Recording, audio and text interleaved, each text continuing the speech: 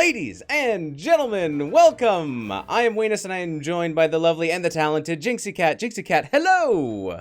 Hello! How are you today, my friend? Ready for some games? I'm doing very well, thank you. Yes, I am ready for this very exciting game. Jinxie Cat is the mystery special co-caster of the evening, who I have off-center just a little bit. I'm going to pull you over just a little bit. Yes! Probably my Excellent. bad. Not at all. So, we have a very exciting Div D West matchup tonight between the Baddest Dudes and Blood, Bath, and Beyond! I like both of these teams very much. Yes. And the thing that's fun about Div D is there's a lot of variety and sometimes a lot of surprises. And Div D is full of just a lot of good people and a lot of ham. We have two captains with ham in their name. Cactus Excellent. Ham is the captain for the Baddest Dudes, and Rackham, but sometimes I say Rackham for Bloodbath and Beyond. So, I think the teams are ready, and we're going to get right into it in just a second. I just wanted to say thank you, everybody, for tuning in and being here in chat. Punk Pirate, thank you for the follow.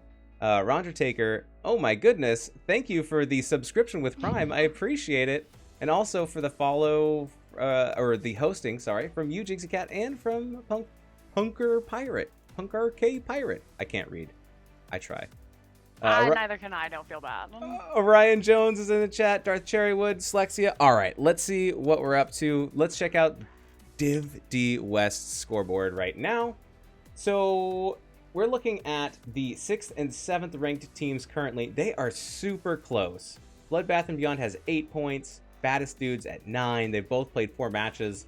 So whoever wins this one will take the enemy's spot or get further ahead. If the Baddest Dudes win, they will pop a little bit higher. But Bloodbath and Beyond could take the Baddest Dudes slot in the rankings.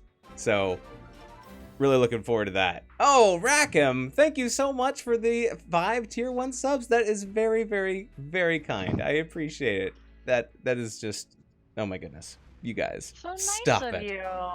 Support Moist Weenus, you guys, really. He's the best. Enjoy your new emotes that are in there. They're very awkward. But all right, also let's look at the maps real quick. That's not the maps. Let's try again.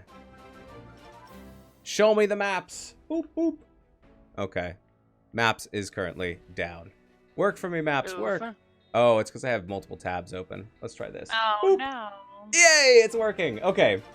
So we got a ban from Dragonshire and Volskaya from the Baddest Dudes. Bloodbath and Beyond banned BOE and Sky Temple. And we're headed to Cursed Hollow as game number 1. Exciting stuff. I'm super excited. I love Curse Hollow. I'm sure you've seen a couple of Gilly Sharks. We like it just a little bit. So it's one of my favorite maps. I always love to see what people can do with all the different chokes and the walls and whatnot. Absolutely. Whoa! There's 69 bits from Slexia. Thank you. Oh my goodness. All right, just throwing out readies to the teams. They are in control of the lobby, so we'll just tell them that they can start whenever. All right, I'm super excited. Perfect. All right. Well, here are the teams. I'm going to play this bumper, and when we come back, we'll be in the draft. So here we go. Hold on to your next eye. We'll be right back.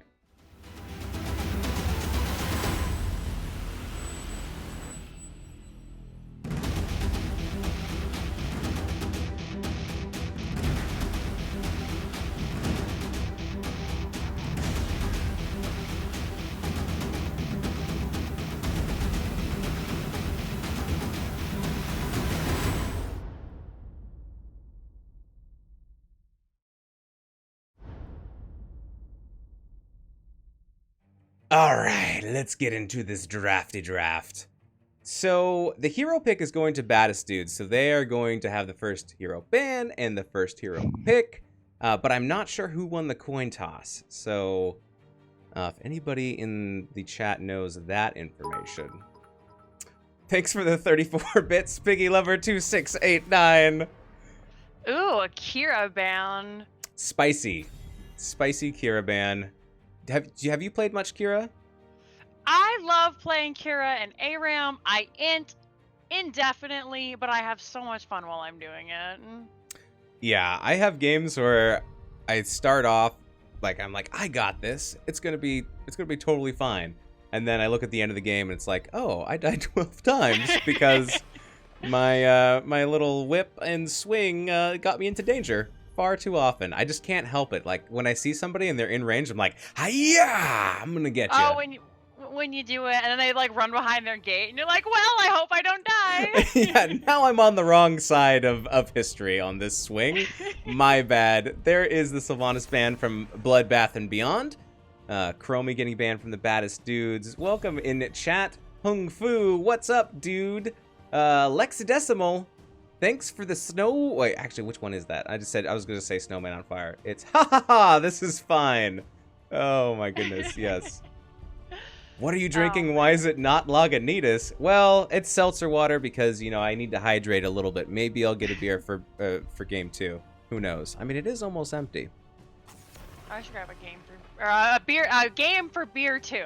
Yes, a game beer brew. Yes, okay. Maybe that time is right now. I do have a Born Again yesterday, so when I pull that up, my green screen's like, no, I will not work. Excellent. All right, so we're getting into first pick territory. What's it going to be? Is it Johanna? Oh, it's Deathwing! It's Deathwing! Yes! How do you feel about Deathwing at the moment? Some people think he's super OP. Some people think that he's a potato. I have never cast a game with Deathwing, and I'm a potato on him, so I'm very excited to see what happens with Deathwing. Johanna picked up. Very strong tank, especially in Division D and C, I think. Might be the highest. Oh yeah, she's one of the best. And Tycho's getting rid of that Deathwing. They say, we see your big giant pinata and we raise you a beaten stick. I heard Deathwing described as the enemy team's pinata the other day, and I just think that's so funny because it's kind of what he is. I agree. Right heroes. Yes, possibly a pinata that has flame breath and fights back, so watch out. But I agree. And that's one of the things about picking Deathwing early is it lets the other team set up and pick counter heroes, right? Like Tychus. Mm-hmm. However, the Baddest Dudes go ahead and they pick up Greymane. So there goes Bullet, which is so devastating against a Deathwing. But that still leaves percent damage from Malthael, or maybe like a Rainer, maybe even a healer that does a lot of impact damage like a Karazims. Those are some kind of counters that I've at least heard of against Deathwing. Let's see if they get picked up. Yeah, definitely. Greymane is fantastic. It's great against Johanna too. Like, Bullet is pretty much the pick unless, you know, you're feeling spicy. That's a very good point. Not only does it take it away from Bloodbath and Beyond being able to use it against Deathwing, they can just straight up use it against Johanna. Spicy. Sergi Monster says, whip and swing, kinky. Also, Deathwing is a potato when taken this early. Well, we'll see. Since it's new, I'm not sure if Bloodbath and Beyond has spent a lot of time against not Baddest Dudes, but Deathwing itself. That's definitely a good point. If you don't know what you're up against, you know, maybe they haven't spent a whole lot of time in quick match or in brawl. They might not know that, you know, standing in the fire definitely hurts. This is true.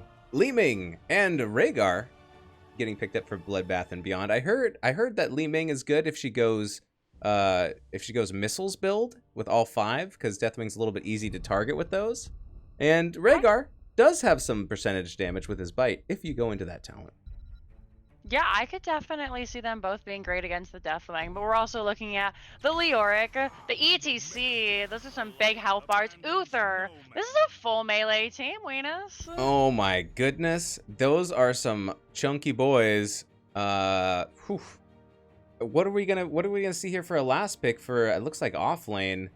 Maybe as a Malthael would be good, perhaps something. If you have all these chunky dunky boys, maybe another kind of tank killer. I don't know. I'd love to see Imperius right now. He has percentage damage from level 1, and with all these melee boys, you get the spear. It's a whole shish kebab. Thrall. All right, very good. Still some damage coming out there, you know. Get some CC. You can. Yeah. Malthania's in chat says you can hear Cactus Ham's screams of agony as he gets respect banned yet again. There, Malthiel is banned. My bad. And that's a very good ban on the side of the baddest dudes to get rid of Malthiel. They should be picking up Malthiel. They can't. It's banned. All right. Very good. Fair enough. Oh my goodness. Thanks everybody for hanging out in chat. You guys have some really funny comments. Probably ban is definitely target ban, says Darth Cherrywood. Deathwing and Leo. Oh yeah, just wait until you get to the Uther and the ETC. All this melee. This is going to be insane. So who do you think has the best comp going in? I think the baddest dudes. I think this might work with this setup. Slexia says, "Can you give me your best snarl?" All right, I'll do mine. That was really bad, but I cleared my nostrils. That did not sound like a wolf. Can I get your best snarl, Jinxie? You want my best snarl? Okay. Yeah, it's gotta be better. Like my best gray mane. It's not very good. Like yes! something like that. Very good. That was excellent. Thank you, Brute I've got, 1974. a really bad sinus infection. I know. I'm like, ooh, I can breathe better now. All right, here we go. Which draft do you like better, you think? I like the range feature of Bloodbath and Beyond. I hope that doesn't leave poor Johanna out to just, kind of get dunked on.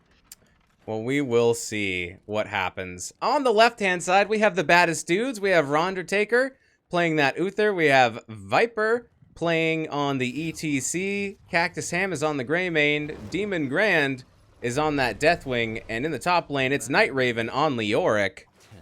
This is the baddest dudes. Jinxie, tell me about Bloodbath and Beyond on the right-hand side. All right, we got Rockham on that Li Ming, Wraithling rocking the Johanna, True Saint on the Rhaegar, Diet Llama on the Thrall, and Punk, our RK Pirate, is rocking that Thrall in the off lane. Oh my goodness.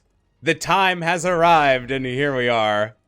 Let's take a look see if there's anything interesting in these talents. Hammer of the Lightbringer on Uther, I love it. Beat stuff up, get your mana back, reduce the cooldown on the stun. Prog Rock picked up on ETC, that's cool. All right. Force armor, magic missile damage. Interesting, okay. Gain some armor when you hit stuff with magic missiles on Li Ming. I like it. Could be going magic missile. Yeah, she's making sure she's not about to get dove by this really strong melee lineup. I mean, if they get back there on her, she's kind of... That's Kaputski, that's it. I like the interesting layout we have right now. We got Uther in the bottom, we got Grey Manes about to start these camps, and we have Leoric in the top lane. So, like, the off-lane Uther it seems to be really strong because he's working on that talent, right, to build up Hammer of the Light. And he's just standing in there getting free stacks. He doesn't have to compete for him in the mid lane. I like that.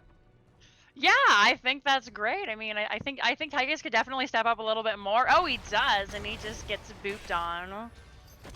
Welcome to chat. Tetcher, Bloodlust, Bath and Beyond, please. I know they won't, but please. Yeah, yeah. Oh my goodness. A Bloodlust Rhaegar. They do have, well, I guess they don't really have a whole lot of auto attack, so maybe not. Maybe not with that mage combo. Thank you for clipping our snarl, Slexia. I appreciate it. I can't wait to very much appreciated. Can't wait to see those later. All right, we have ETC heading off to offlane by himself in the middle lane as Deathwing and Greymane go to take that early bruiser camp. A bunch of great pressure to start before the first tribute, which will be in just a couple of seconds. And by a couple, I mean like 50. We'll get there. We'll get to the tribute when we get to the tribute. It'll spawn. We'll see it, hopefully. But it will be up in the top, so we'll see. Oh, True Saint. Just waiting in the bushes. I don't think they're really going to be able to get any kind of a gank on this Leoric, but they are going to clear out that top lane camp and keep it cleaned up a little bit. Here it is. You called it. They stopped doing the camp. They haven't capped it yet, probably because Deathwing can fly in and then just actually land. And that's a fantastic stall, by the way. Just, you know, coming in and dunking on the kids as they're trying to cap the tribute. It's really devastating, as I've found in the past. Yeah, real good timing there from the Baddest dudes. Leo getting spotted in the bush, having to back up a little bit, and maybe we're just going to see a push mid. They're going to give the tribute. Baddest dudes just want to push mid instead. They completely ignore it, and they're going to try to get some siege value mid. Well, I mean, with Deathwing, maybe they can. One thing I've always really loved is when teams give up the tribute early, because yeah, you miss the first tribute, but you get the soak experience. Uther never left the bottom lane while everybody else came up. You get level 10 around maybe tribute number 2 or 3, and then you fight with the advantage and you're able to pick up at least 1 or 2. So I always have a lot of respect for teams who decide to give up the early objective in favor of the later ones. Yeah, absolutely. You can give up the you can give up the tribute, or rather, you know, the first one if you want, but you got to do something with it, right? You got to get some structured damage, get some XP soak somewhere. Right, definitely. Don't be that guy who's like stuck in base, you know, responding to a text from his mom or something, not doing anything with your free tribute. That's right. Night Raven on Leo getting down to 45 HP. Almost getting the first blood there. Diet Llama. Or Diet Lama, as Slexia says.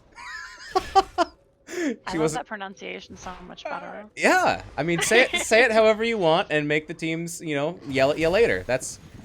Alright, Cactus Sam might be getting flanked a little bit here by Liming and by Tychus, but is able to get back. Man. Second tribute is up. ETC taking a ton of damage. Johanna going in equally as in a rough position. Deathwing comes in, ton of fire, has to back out. There he is, just getting pinata down by that Tychus. Big scrap coming out. Yeah, taking quite a bit of damage, but you know, having to back up as well, losing all those armor plates. And just flew in, so is not going to be able to fly in to heal up for a little while yet. Undertaker's getting chased as well as Leo getting very low to a couple hundred HP apiece. I always say XP. They're down to 150 XP. Wait a second. XP, HP. You know what I mean. And there we go. There is the second tribute going over to Bloodbath and Beyond, at least the channel. Need one more. Deathwing was able to tap, get some of those armor plates back up. And here comes Thrall, though, to harass him. And I don't know who is favorite in this matchup. Thrall kind of is like a ranged hero with a melee auto attack. And he's able to get a fair amount of poke onto you dragony boy over here. Yeah, absolutely. Ektar says it's pronounced Cactu Sham. Could be the truth, could be a little bit of trickery coming out from Ektar as the tribute is spawning into the bottom. This could be a third for Bloodbath and Beyond. They do have Tychus up top, who's not quite here yet. I don't see Deathwing. Deathwing must be in the air. Oh man, Viper, he's out for blood, but so is Wraithling. Cleanse is burned super early, so they won't have that. And actually, Bloodbath and Beyond has level 10. Oh, Diet Llama is so low. Ancestral comes out, Disintegrate comes out. There's the Cataclysm into the back, but now Deathwing, you're in such a terrible position. My goodness, Deathwing is in a bad spot, but this will be the channel here for Bloodbath and Beyond as they hit. No, oh, First Blood Deathwing. Rip goes Deathwing, and this is, you know, all 3 in a row. And I will kill you. 3-0, Bloodbath and Beyond are now have the curse activated. They are pushing in the bottom lane as 4. Bullet was picked up here by Greymane, also Entomb on Leoric. We do have a Mosh Pit, Bellowing Roar here on Deathwing, and still holding on Uther. What do you think it could be? You think it's the Divine Mosh? It is the Divine Mosh! Ooh, I like it. Let's see how that goes off for them. All right. What do we have over on the side of Bloodbath and Beyond? We do have Disintegrate, Blessed Shield, Ancestral Healing, Sundering, and Draken Laser Drill. Dragon Laser Drill is really great. I know a lot of people think that it's kind of a meme ultimate. Nice Divine Shield onto the Greymane, saves his life. But at lower divisions, I think Dragon Laser Drill is so great. It zones people out. It's just something you can stick there and say, nope, you can't walk here for an extended period of time. Yeah, and especially on point capture objectives, like it's not like you are putting it down and it's not doing anything. Like it'll guard that point, and it's to dissuade anybody from, you know, walking right underneath the beam. Bloodbath and Beyond choosing to take their boss at this moment, and they will. It looks like that the Baddest dudes will not try to interrupt this at all. They're gonna go grab their bruiser camp instead. I wonder if they're going to transition from here and defend, or if they're going to transition down onto their own boss. What do you think they're going to do? I was wondering why they took the bruiser camp instead of the boss. They have Greymane, who does bosses so quick. It looks like they're heading there now. Bloodbath and Beyond choosing to push with their boss instead, leaving Deathwing to defend. So they will have a little bit more pressure on the map. I don't know if Deathwing is the best choice to defend the boss. But being unstoppable, he never has to back away, so that's always a plus. Oh, here they come now, though. They're onto it, but they might be a tad too late. They will have them outnumbered if Tychus gets down there, running a little bit behind. No, Rhaegar in the... Oh, no! Oh my. A huge entomb comes down. Happened? The Ancestral comes out, but it's not quite soon enough, and Rhaegar goes down, making a 1-to-1. Down comes the drill. It's going to get pounced on quite quickly.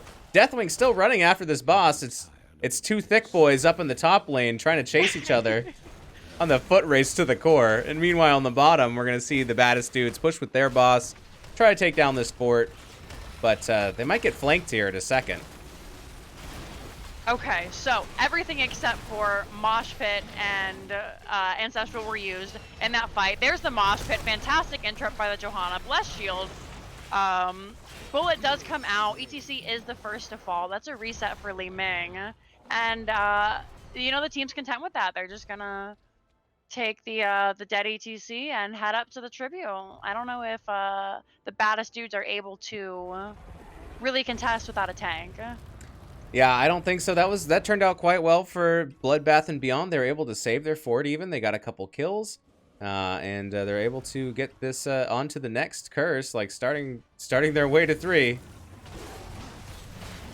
They are ready, and you know, second curse usually means a keep. We see that after that last fort was taken by the boss, all the forts on the side of the Baddest dudes have been completely decimated. Oh my goodness, in chat, Ekdar says, Divine Mosh plus ETC equals holy cow. Love it. Oh, I had a WoW character who was a Tauren Paladin. Their name was Holy Cow. Mine was Utters, something Utter, I can't even remember what it was, but it had the word Utters in it. That's hilarious. Huh? It would be banned. If I ever logged on it, I'm sure it would be banned by Blizzard. Probably. You can't get away with too much anymore. Tribute spawning in the bottom half of the map. Bloodbath and Beyond in a great position to set up for this, but here comes the Baddest dudes ready to fight for this one. They're not 16 yet, so they do have a chance, the Baddest dudes, to take this, and here comes Uther. He's getting taken down. Nice Divine Storm, or sorry, Divine Shield. Uther does fall, however, not the worst person to fall in a team fight because he can still heal. Leora coming in, trying to negate the damage from the Bloodbath and Beyond side, but he will fall as well. And I think this tribute is going to head right over to Bloodbath and Beyond. Absolutely, and Bloodbath and Beyond, they're getting close to 16. They'll have that fairly soon. There is a camp in the top lane that was pushing, has gone down, so they don't really have to quite panic about that. Quite a structure lead so far for Bloodbath and Beyond, as they have taken down all 3 forts of the Baddest dudes. They do have their bottom fort is looking a little low, but 16's now popping up for the boys in red. Boys and girls in red. I'd like to point out, Thrall going Thunderstorm. That's a great thing to pick up against Deathwing. I do believe... Oh, actually, it's a slow. So not great against Deathwing, but great against the rest of the boys on the Baddest dude. Since they are all melee, that extra slow coming in is going to make it really hard for them to escape. Absolutely. We do have Prog Rock is complete. But we did go Orb build here from Li Ming, as well as Disintegrate. So That's a good point. I hadn't noticed the orb build with the glass cannon. She's getting a ton of value from that extra spell power. The resets have been so good every single team fight. yeah, if you can keep Li Ming safe from the Gray Mane, then you're going to be in a good spot. But so far it looks like range is winning out, having a little bit of a range on the opponents over team melee. In the team fights has been working out. I'm not exactly sure what the baddest dudes need to do to win some of these. So I think they need to stop focusing on the front line. Fantastic Moss. There's the Divine Moss. Deathwing comes in. A really great Entomb. There's the... Oh my goodness. It's like the Easy Bake Oven with ETC and Diablo. Fantastic resets by Li Ming, though. Unfortunately, it looked like the baddest dudes had that, but they just couldn't get on top of Li Ming, and she went ahead and popped off. My goodness, and that's going to be a quad kill for Bloodbath and Beyond, and the curse that the Entomb with the Deathwing flames. You'd think that would burn everybody down. It was set up perfectly, even with the Cataclysm, but just not quite enough damage to burn down, and the resets just popped off for Bloodbath and Beyond. And now they're be able to get a lot of push in this top lane because there's no one to defend it except for poor old Leo. I expect to keep with this camp with the insane push pressure that Bloodbath and Beyond has, and this could even be the end. The team's back up now, but Bloodbath and Beyond is still very healthy. They've got Giants. They're not going to push in, though. They're just going to back away, look for pressure somewhere else on the map. Bottom keep is taking a lot of minion damage and will probably go down as well. There's nothing ETC can do to save it. Oh, he's too late. Is this going to be the dreaded triple keep?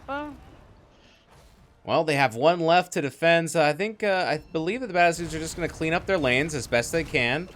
Make sure that they keep this one keep still on the map, but they have yet to get one of these tributes. Didn't preheat the Evans' toucher. That's hilarious. I have to. They're going to go ahead and grab the boss now on the side of Bloodbath and Beyond, and that is really great because that's heading straight to core. There's no keep to defend. They haven't even gotten the force. There won't be catapults. Here come the baddest dudes, ready to put everything they have in their last-ditch effort to save the game. Not quite fast enough to save that. Down goes Leo. Down goes Li Ming, though. No more resets with Li Ming down. Wraithling taking a lot of damage. It does go down. There goes Uther as well as Johanna. Cactus Ham trying to run into the bushes, very low at 200 health. Great job by the baddest dudes. I have to give them credit. They got two. Li Ming especially is really great. They fought down 20s. They knew they had no other option. And 2 for 2 when you're down levels isn't so bad. They did manage to lose the boss, but they got a couple of kills and they're back in this game. Yeah, it was very, very close. I feel like if they had gotten just a little bit closer with that Entomb, they would have maybe been able to stand on the point and maybe take it themselves, but a little bit of blocked them out just a little bit, and Bloodbath and Beyond were able to secure that boss, which is now rocking on core. Bloodbath and Beyond also able to take out that mid keep. It's gonna take a little bit of damage, but at least it's not the boss and the team pushing. You know, they did grab the keep. Baddest dudes, it could be worse. The only black cat, welcome to chat. The ETC peel, wrong level 16, says Zergy Monster. Looking for value with that flame breath. All right.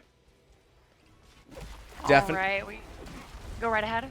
Oh, I'm just saying the next tribute is spawning. It is up and it is completely covered in red as they have set up. Bloodbath and Beyond are waiting in the bushes. I thought they were going to go and take that boss. I'm really glad they didn't make the greedy play as well. They're set up super nice for this tribute, like you said, Weenus. And it looks like the baddest dudes are just going to give it. Everybody's at 0-0, and their core is in desperate need of some assistance. Absolutely. And it's really, there's nothing here that the baddest dudes can do because they have to go back to the core and they have to defend it. They have to clean it up. So that's an easy tribute here for Bloodbath and Beyond as they snag that, and they're getting ready to push in bottom. Welcome to chat, beautiful holiday. I hope you have a moist holiday as well. Thank you.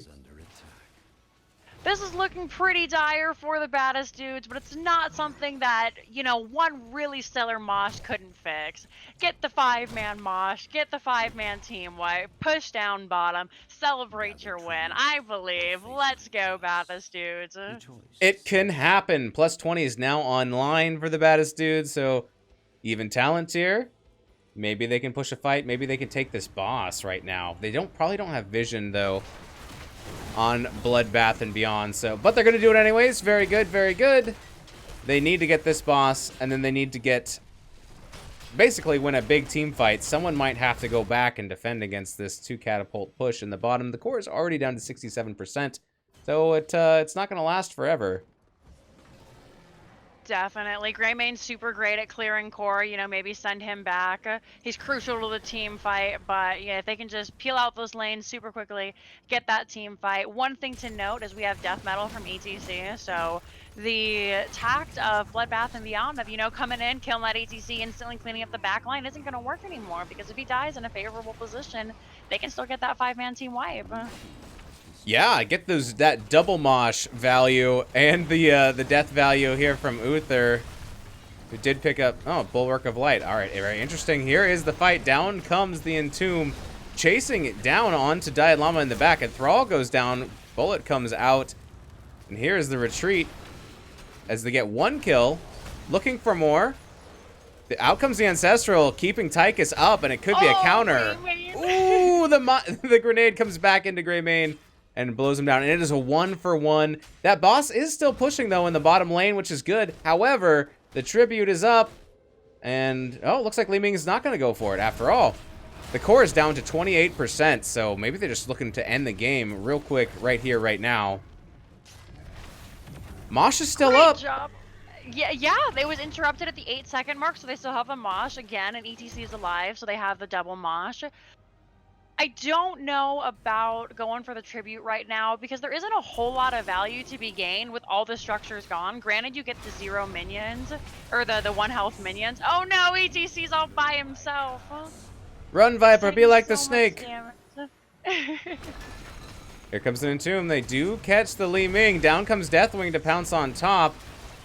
Li Ming is running, getting chased by Leo. And then down here, my goodness, everyone's so spread out. See if we can capture it all. There's the stun onto Li Ming, and Li Ming down to 17 health will go down. But the core is finished off by Tychus.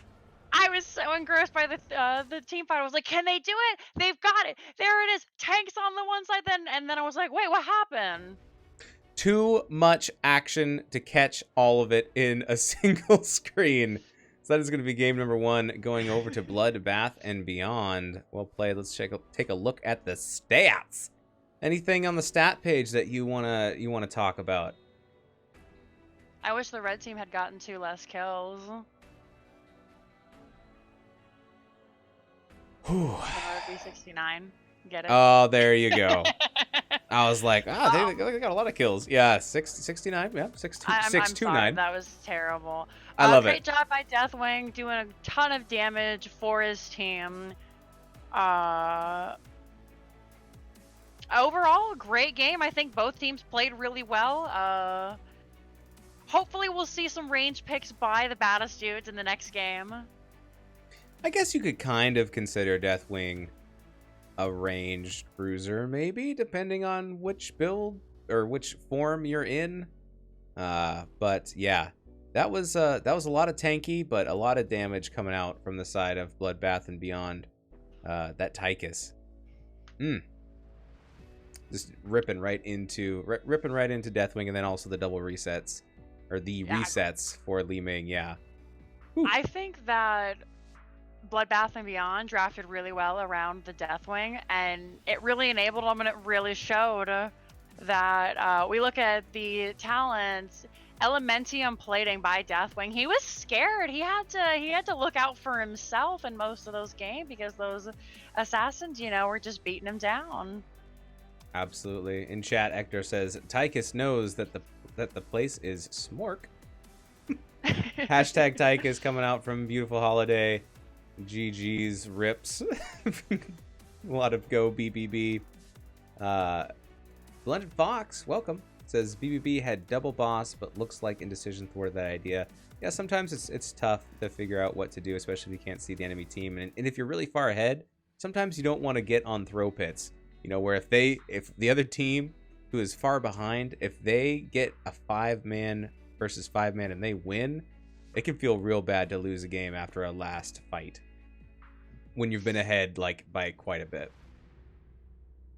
Fighting on the boss is scary, especially when your enemy team has an ETC. If that boss is taken and you guys are just standing from the point, he presses R and your team just explodes. Boom, bada boom, boom, boom, boom. So there was some really good wombo combo potential from the Baddest dudes. They got it off a couple times. It just wasn't quite enough damage to get those kills. They got everybody very low, just not quite low enough. All right, I'm going to switch over to the maps, and we're going to try to find out where we are headed next. I am in the game. You can join off of me. We are headed to Infernal Shrines.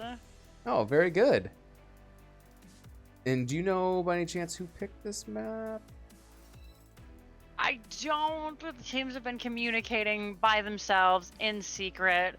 So it's up in the air at this point. Maybe we could ask. Let's find out. Let's ask. Man, they cut us out of the equation. They don't want our... It's the best thing to do, because if I'm running the show, everyone's just, like, screwed. I learned that the other day. We were doing lobbies in chat waiting, and then finally someone was like, can you just give the hat to Kage, please? And I was like, hey, man, I'm doing my best. I'm doing what I can! Thank you. I'm a little bit slow. Thank you very much for the follow, Rackham LFG. I appreciate it. Welcome to next the channel. up, Cho'Gall, says Zergy Monster. Please. Oh my goodness. Let it happen. All right. Let's see. All right, Baddest dudes, pick the map. Caster's ready. Are we ready? I'm ready. Yeah, let's do it. I'm ready to rock and roll. I'm just going to show the maps one more time. There it is. There's that pick. So let's see if Baddest dudes with their map, let's see if they have a strat that can combat Bloodbath and beyond. I'm super excited. There's a lot more potential for AoE heroes on Infernal Shrines, you know. Maybe we'll get to see that Kael'thas that was banned away picked up a little bit earlier. Hopefully another Deathwing. That would be super exciting. I think he's pretty great on this map. Alexstrasza fantastic. We could have a dragon versus dragon battle. I agree. And let's get into it right after this.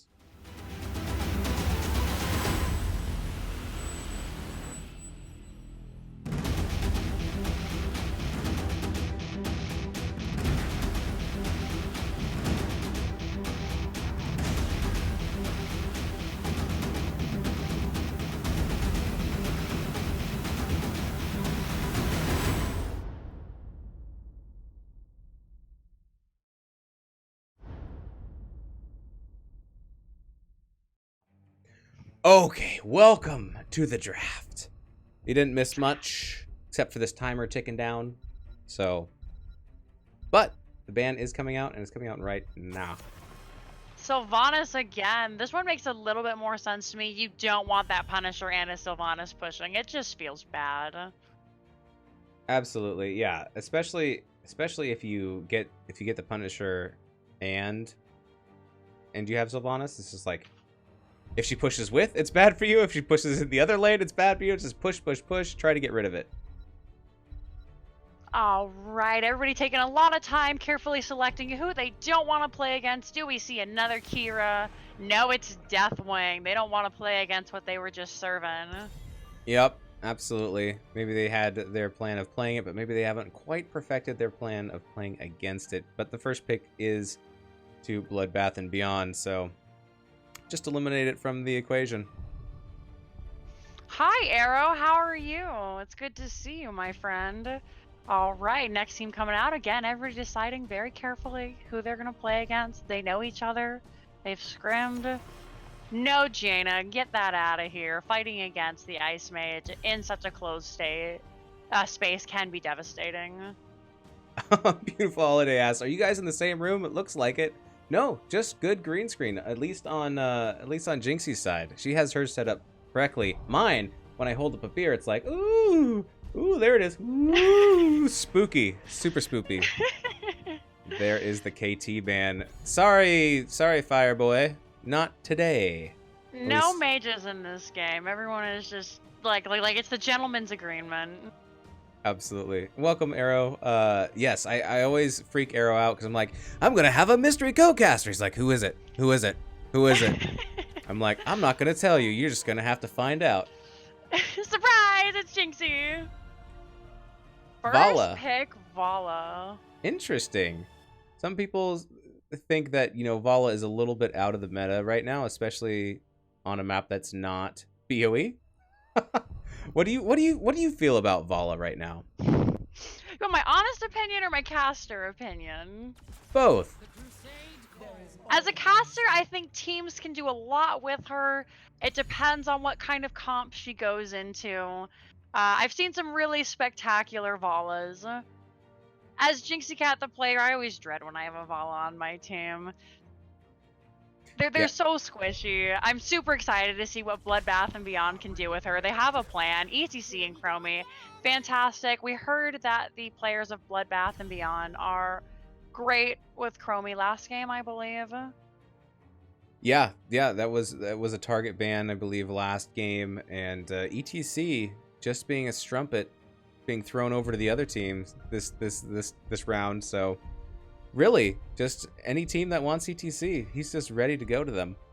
No loyalty. So does that mean we see Johanna on the side of the Baddest dudes? Yep, we have Johanna and Ariel, so now we're just looking for a battery, maybe a Gul'dan? I didn't realize they already picked Johanna. I feel so stupid. Oh, no. I was like, they should pick up Malthael last game, and Malthael was been banned for, a good minute and a half, and I'm just like, Oh, is that Malthael? It's right under my light? Okay, cool. Excellent. I'm stuck on the Vala. I want to see what they do with it, because whenever I see a really stellar Vala, I'm like, maybe she's not so bad.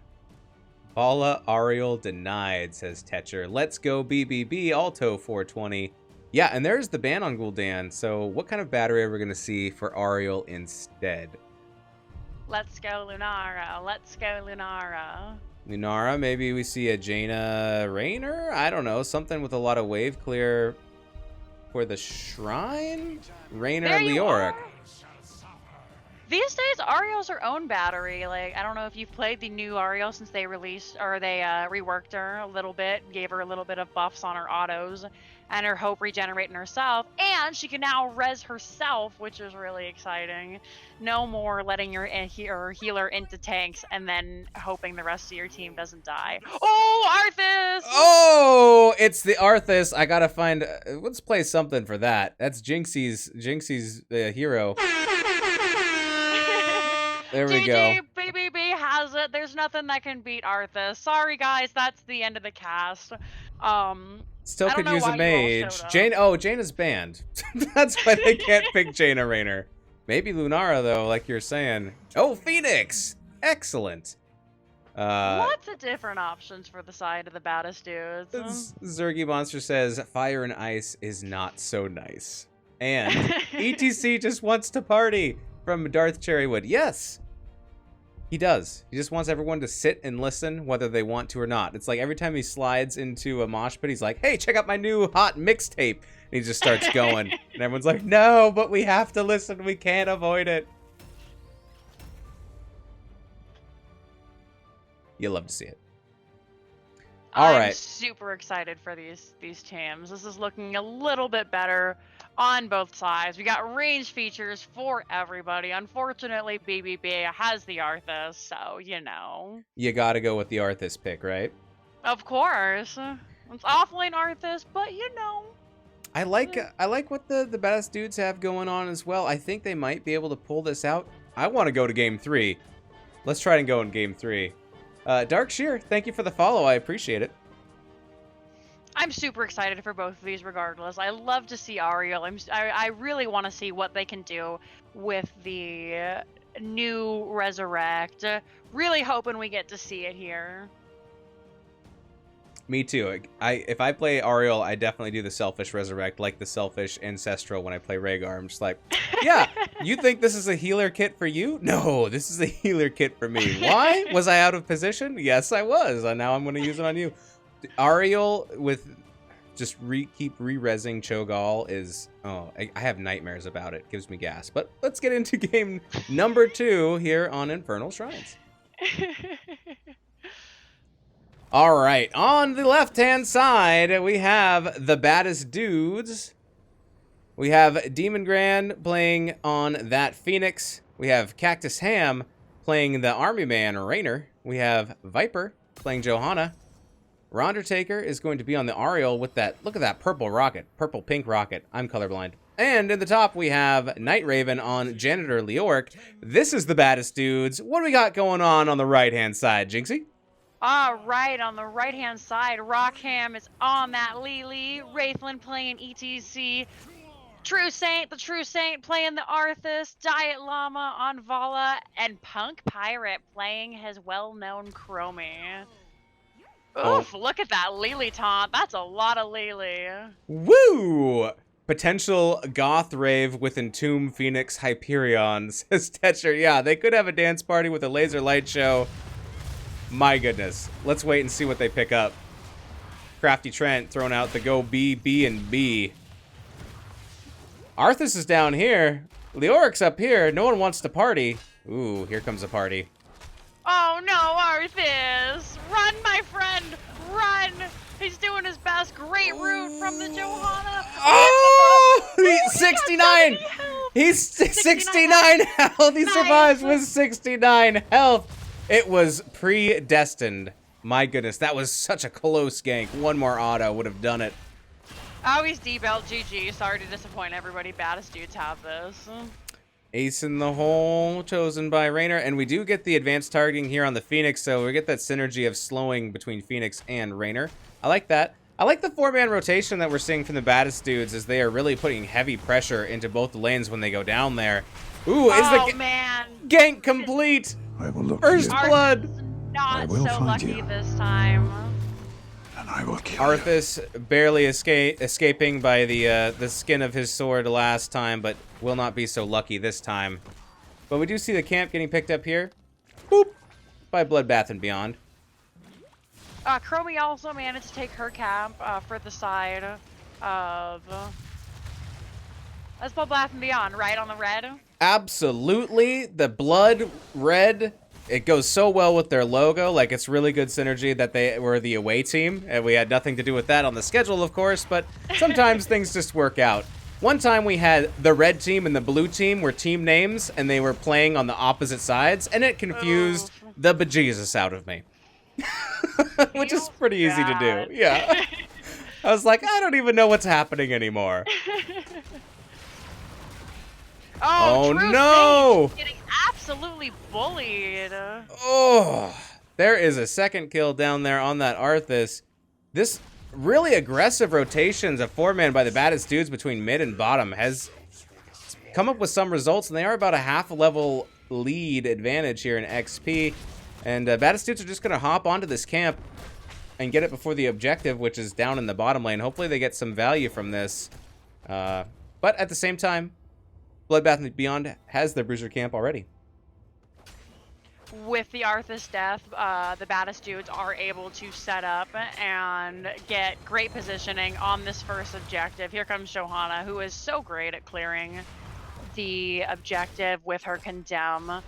Arthas and Chromie bullying the Phoenix a little bit. If they could, he could stop juking their skill shots. That would be great. And there is the Iron Skin popped on Johanna, and they have already gotten up to 11 on the side of the Baddest Dudes, but here comes Bloodbath and Beyond looking to fight over this objective. Viper getting very, very low. Johanna having to back off. There we go. Getting some health back. Being able to survive, but Bloodbath and Beyond does a great job of pushing the Baddest Dudes off of the point, and they're already up to 24, 25, 27. I can count 29. Wraithling doing a great job of zoning out here. They need 5 more, but here comes the Baddest Dudes! So ETC taking so much damage, he does fall. true saint going in, trying to poke as best he can with the root. The Baddest dudes aren't giving this one up just yet, and they're hitting 26. They have to defend to the best of their ability, and they're doing a phenomenal job. Chromie falls, that's 2 for none for the Baddest dudes.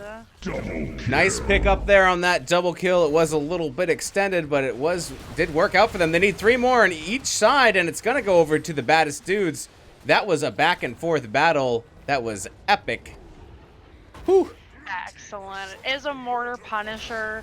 So he's going to go ahead and rain down those little pellets on the fort. And they mess up the jump. Oh, wait, no, they don't. Perfect. Great job, Rockham. You know what you're doing. I misread chat, but what was really said was Ariel's snaps can be nasty. And I agree. Watch out. You got to watch out for Ariel. She will whip you right into the wall, and you will die there. Welcome to chat, Eric 2004 forever. Sorry, continue. No worries at all. The Baddest dudes grabbed the first fort of the game. That's going to be some XP and katas for them. And they're going to head right over to this aggressive camp, which is going to spell trouble for Bloodbath and Beyond, having now not only to peel away the minions, but also this camp. It's the camp choo-choo train. They're going to take this bottom neutral camp and add that to their XP, as they are getting a lot closer to 10 right now than Bloodbath and Beyond, as they are 4 kills to 0. And then they're probably going to pick up this other camp here. Unless... Run, Night Raven, run! Unless, no, they do not need to rescue Leoric, as Leoric has saved himself. 22. Oh, I was just going to say 22 stacks of advanced targeting so far. And only 3 for Eternal Hunger. Eternal Hunger, that's the arrow. No. For Arthas, sorry, using Frostborn Hungers on enemy hero. That's yes. right. I never pick it. I never know which one it is. Feels bad. He's got to get in there and get some auto attacks. He's got the Death Lord and the Immortal Coil, so I can find this build a little bit better. 10's online. Oh my goodness. And Phoenix uses that Purification Salvo to secure that kill onto Lily. Out comes the Hyperion. That is activating right now. We have Blessed Shield on Johanna. And Tomb on Leoric once again. And Resurrect. Yes! We got Resurrect on Ariel. You love to see it. Very nice. It's going to make those fights, just like that one we saw earlier at the objective, so much harder. We did see some of the players on the side of the Baddest dudes get low. Now with that Resurrect, they don't need to care about that life, because not only are you res, but you res to 100% moving forward. So that's a second health bar. Throw that away. Yeah, that Gimp res before was kind of like, I'm going to bring you back to life so you can die again at like 40% health. You're just like, ah! I love the change. I love that change on Resurrect. I think it makes it stronger and viable, and I'm all about it. But the kills so far, 5-0, favoring the Baddest dudes. They are coming back strong on this map. Are we going to game 3? Who knows? It's too early to tell because we are only 7 minutes in, but so far, a strong showing from the Baddest dudes. They are not out of the running yet. They want that extra advancement in the division. They want this game. We can see Ariel and Raynor taking that top Fallen Shaman camp, ready to push. So the members of Bloodbath and Beyond will have a little bit of a struggle as they step up to this camp. A ton of heroics come out here. Whoa, what just happened? Arthas getting blown up. He does pop ghouls, but unfortunately it's not enough to save him from the Blessed Shield and the Entomb. That Entomb boom secures that tomb for Arthas. He needs to chill out. A little too cold. But the shrine has started. And it is being controlled right now by the Baddest dudes. They do clear out the front gate and both the towers onto this top fort. Up to 15. Up to 15 minions so far and counting, but here comes Bloodbath and Beyond. They had to take a little bit of a detour to get that Fallen Shaman, as mentioned earlier, but now they're here. Arthas is back. They're ready to fight. Leoric has taken a ton of damage. Great mosh pit onto the Leoric, but here comes the Salvo and the Hyperion. There's the Rain of Vengeance in the back. Arthas taking a ton of damage. Entomb back up. He's stunned into the wall and dead. Vala doing her best. She is blown up by the contempt of the Johanna and the whip of the Ariel. Phoenix running for his life. He's got 50 health. Oh my goodness. Everybody is so low. 2 more needed for this Punisher, and it's an arcane Punisher. The Baddest Dudes get that, and that is a double kill going over to the side of the Baddest Dudes. They get that double. That bubble. Here comes John Cena. He's going to punch his way to the fort. Here he comes. You can't see him. He's actually one of the best Punishers in the game, the Arcane. Having to watch out for those little spinning lasers is really devastating. I hate playing Ghost Spooky Limbo. It is the worst. I lose every time. That's what I call the spinning lasers. Like if you dodge underneath it. Looks like a limbo stick to me. Oh, that's cute. I like that. I'd never heard it. Yeah, it sucks. There's so many times where I'm like, wait, why am I? And then I look and I've been standing in a laser for 3 seconds. Luckily, that's not what the members of Bloodbath and Beyond are doing. They're managing to avoid them like the plague. And John Cena falls after taking the early wall of the top keep. I couldn't think of what it was called. Absolutely. And safe play. They just back off. Baddest Dudes got what they came for. They pushed with they got value with it. They didn't want to get a fight there. They're close to 16, looking for that talent tier advantage. They are up quite a bit of XP, 15 to 13, and now it's camp time. Going for this bottom camp first. Baddest Dudes are going to pick this up while they know that the rest of the members of Bloodbath and Beyond are out and about, not going to invade on them. Getting some good vision there by Leoric, doing that spooky wiggle. Here come the members of the Baddest Dudes. They are late to invade, but they are able to clean up the camp super quickly. No value, but at least the guys from Bloodbath and Beyond were able to deny them grabbing it. Kills still 8-0 so far, so Bloodbath and Beyond have yet to get a kill, but this game is far from over. Probably want to be careful about taking a fight, being down a talent tier, and a couple level points. Maybe about a level and a half in actual XP. Rack 'em. Oh, Lily, she's not long for this world, and before you can even speak, out comes the Entomb, and then the whip, and then the death. Lily went ow ow as that Entomb dropped, and she got slapped against the walls of that cage. Very strong showing there, and now we have 9 kills to 0. But here we go, push in onto this mid fort. Here comes some damage out from Chromie. Not quite landing on the players they want to. The defense, though, is coming from Bloodbath and Beyond. They're trying to push back, but this fort is out of health and is down. Out comes the salvo. Comes out. Ooh. Nice stop to save the ETC. Here comes the Rain of Vengeance, hitting nobody, unfortunately. Great side set by the members of the blue team. There are the Jugs, keeping everybody nice and healthy. As you mentioned earlier, Temporal Loop was popped, but it was just a smidge off Tempor. And now, another fight breaking out. Everybody press their R buttons. Resurrect is still alive. Great mosh pit, even better. Blessed Shield. Arthas falls, Leoric falls, but he is going to be resurrected by the Ariel. Lily being booped back into safety. It is a 2-for-0 for the side of the Baddest Dudes. My and they don't even goodness. take the camp. Cool guys don't. Oh, there we go. All right, they're like, okay, well, oh yeah, we were fighting over this camp. I guess we should take it now. There's that double kill going on over to the Baddest Dudes. There is a kill, though. We are on the board. Bloodbath and Beyond did get a kill there. And, I believe it was on the Arthas. Ooh, but then Lily gets picked right in front of that keep. And the shrine is now activated. And look at all this pressure that we see in the bottom lane. That's pushing in. We see this huge pressure in the top lane, looking for this keep. This pressure in the middle lane a little bit. Phoenix having to step back. Leoric just inspecting, seeing where the members of Bloodbath and Beyond are. They get the keep. They're headed back, probably to the shrine, if I had to guess. No, we're waiting. There we go. Heading down. Gonna grab this XP along the way to continue that 2-level lead. Tetra says, Blizzard, you must avoid Punisher's Arcane Sentinels. Community says, you must play John Cena's Spooky Limbo.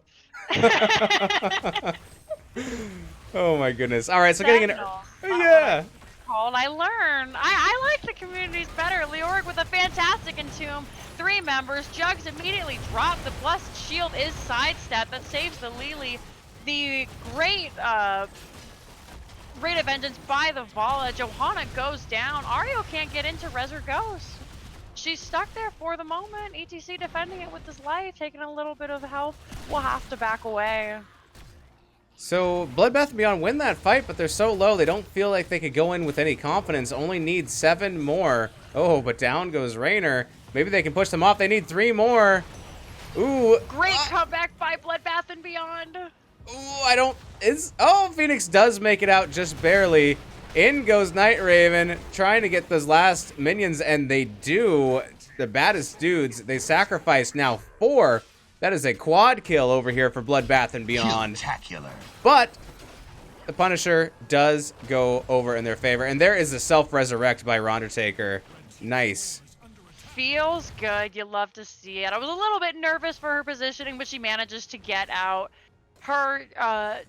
She's doing her best to snap that John Cena, do what he can. I don't think it's going to get a ton of value though, seeing as there is no fort here and they were so low on the side of the baddest dudes, they weren't able to push with John Cena. Yeah, lots of things happening here. Vala had to go back to defend the core against those 3 catapults, clear that top lane up. Siege camp stolen by the Bloodbath and Beyond. Arthas went and stole that camp. They pick up their own, and this leaves the bottom camp is the only camp on the map that's up and ready to go. And it looks like it is going to be taken here by Bloodbath and Beyond. Ooh, 20s on the cusp for the baddest dudes. Will they get it and try to look for a fight? Everyone's coming down to the bottom lane.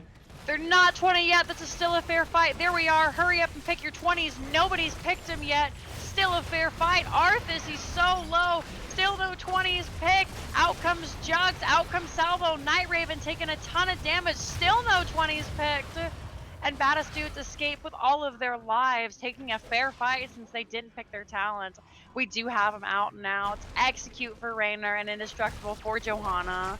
Buried alive for Leoric, really getting the Entomb value. Shield of Hope, making sure she can keep her allies topped up from the Ariel. And Singularity Charge, you don't see that too often for Phoenix. Interesting. Let's take a look at that. Repeater cannon, 100 more attack speed. All right, so getting more autos in. Like to see it. Okay. Well, that will reduce his cooldown, so maybe that means he can get the advanced targeting bonus of the plasma cutter to go off more quickly if you get more faster auto attacks. Very interesting. I can't believe no one died in that fight. That fight was insane. 20 is now getting picked up by Bloodbath and Beyond. So now we are on an even talent tier. And here we go, fighting over this bruiser camp once again. And here they come. Oh, we're waiting. Everybody's playing chicken, saying, no you, no you. And Night Raven says, no me, I'll go in. Oh, look, there goes Viper. The sustainability on the side of the baddest dudes, as we see the buried alive onto 2 members, feels great. Blessed Shield comes out. Here are the Jugs, ETC with the Death Mosh hitting 3 members. Phoenix taking so much damage, he has to back out. There's the Temporal Loot by Chromie proccing the indestructible from Johanna. She does fall. Leoric with 50 health. Ariel fleeing for her life. Resurrect onto Johanna, but is she just going to be a pinata? No, she manages to escape. Oh my goodness, I can't believe only ETC died, but here we go. Johanna, she's so low and she falls again. There is no resurrect for her. Here comes Raynor trying to get another kill, but there's nothing left he can do. 2 for 1, favor of the baddest dudes. Oh my goodness. Wow. I believe, did Johanna go down twice there with the resurrect? She did. That's double XP for Bloodbath and Beyond. Let me stay dead, Father. Why do you do this to me? Kill me. Kill oh no. Oh no, that is going to be the loop. Loop is out. There's the Entomb. Down goes Phoenix, but in turn, Vala also dies. True Saint doing his best to boop onto the Leoric. Has to use the Shield of Hope from Ariel. But Chromie's so low, Rainer's not enough. Here's True Saint. He's using that health bar, smacking him. Chromie's back out with only 200 health. He misses the root. Everybody leaves with their life, save Miss Vala and Mr. Phoenix. Oh my goodness. Yes. Now, Johanna is respawning, is back up in base. ready to sacrifice and throw herself against the enemy once again. Teams right now are just going to split off. They're going to take their siege camps respectively. But the shrine is active. Which team is going to get there first? I can tell you it's the Baddest dudes, because here they are. Bloodbath and Beyond trying to prioritize those camps, get some lanes pushing. They haven't captured a fort yet. In fact, most of them still have all of their front towers, so a Punisher could be so critical for Bloodbath and Beyond right now. All right, Phoenix is in base. Maybe they don't realize they're quite alive yet. Here comes the Mosh. Does not go to its full duration. Out comes the Hyperion, and the Entomb is dropped, not catching the target. Wraithling is running for his life. There's the Unstoppable, helping them get away. Cups is popped. And this fight is continuing to rage here. Ariel says they need to get some energy. They go back onto the minions, slap them around a little bit, and everyone's going to back out here without getting killed, at least for now, but the fight is not over. Leoric has to go heal up at the well a little bit. It's going to come back in, but they have 33 from the Baddest dudes. Bloodbath and Beyond have taken over the shrine, but I think we're going to see a reinvade here by the Baddest dudes. They only need a couple more. This is something you're willing to die for. Johanna's Unstoppable is procced. Now, there goes Vala. It's a ton of damage, and they do manage to grab the Punisher. There it is, and the Purification Salvo doesn't quite go off. It's now off on cooldown, but the Punisher has been claimed by the Baddest dudes once again. Phoenix very low is going to tap, boop, and now they're going to push with it mid. This is a 20-minute Punisher. This is going to do some damage. Vala the only one down, though. Let's see what kind of defense Bloodbath and Beyond can put up here in the mid. No forts left up that the Punisher has to go through. Hopping over the gate. Jump. I'd really like to see them drag it to the other keep, and they actually drag it to the dead keep. That's an interesting choice. Luckily, he doesn't grab the core instead of the keep, but this middle keep is suffering now. There's a monster route from Arthas, and Arthas says, we're going to fight past this Punisher. We're going to look for some kills. There go Jugs, and they do get interrupted. Down goes Arthas, so not quite able to secure those kills. There's still a little bit of health left here on this keep. And there is the Punisher running out of life, but still hunting down targets, and ETC is dropped as well. There's the Death Mosh. Unfortunately, it does not hit any of the Baddest dudes. Can they end here?